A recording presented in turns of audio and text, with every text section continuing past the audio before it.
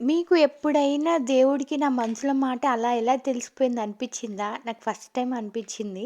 నార్మల్‌గా మన కోరికలు నెరవేర్చేది అలాగే అనుకోండి. కానీ అలా అడిగానో లేదో ఇలా ఇచ్చేస్తారని ఎప్పుడన్నా అనిపిచ్చిందా? నాకు ఫస్ట్ టైమ్ అనిపిచ్చింది. ఎందుకంటే నిన్న మా ఇంటెనకాల అయ్యప్ప స్వాములు భిక్ష అయితే వేయిస్తున్నారనమాట.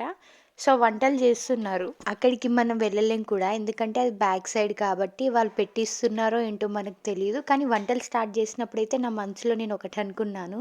నాకు తినాలనిపిస్తుంది అని చెప్పేసి. అలా నేను ముందు రోజు అనుకున్నానో లేదో నెక్స్ట్ డే అనుకోకుండా మా ఓనర్ అక్క వాళ్ళైతే అయ్యప్ప స్వాములకు భోజనం అయితే పెట్టిచ్చారనమాట. అక్క పిలిచి నాకు భోజనం అయితే పంపించింది. ఇవన్నీ అవే. అది కూడా చూడండి ఆ రోజే మాకింట్లో రైస్ అయిపోయింది. మధ్యాహ్నం తర్వాత వండుకుందాంలే అని అనుకుంటున్నానో లేదో అప్పుడే కిందక్క ఫోను చేసి "రామ్మ తీసుకెళ్ళు" అని చెప్పారనమాట. నాకెంత హ్యాపీగా అనిపించిందో. ఫస్ట్ నేనంత ఆలోచించలేదు. నార్మల్‌గా పిలుస్తున్నారు అనుకున్నాను. తర్వాత గుర్తుకొచ్చింది. ఓహ్! నిన్న నేను అనుకున్నాను కదా! అని చెప్పేసి. దీంట్లో ఏముందిలే అనుకోవచ్చు మీరు. కానీ నాకొక హ్యాపీనెస్ అయితే కలిగిందనమాట. ఎందుకు ఆ మాట గుర్తుకొచ్చేసరికి నేను అనుకున్నా కదా! అని చెప్పేసి. మీకెప్పుడైనా ఇలా జరిగిందా మరి?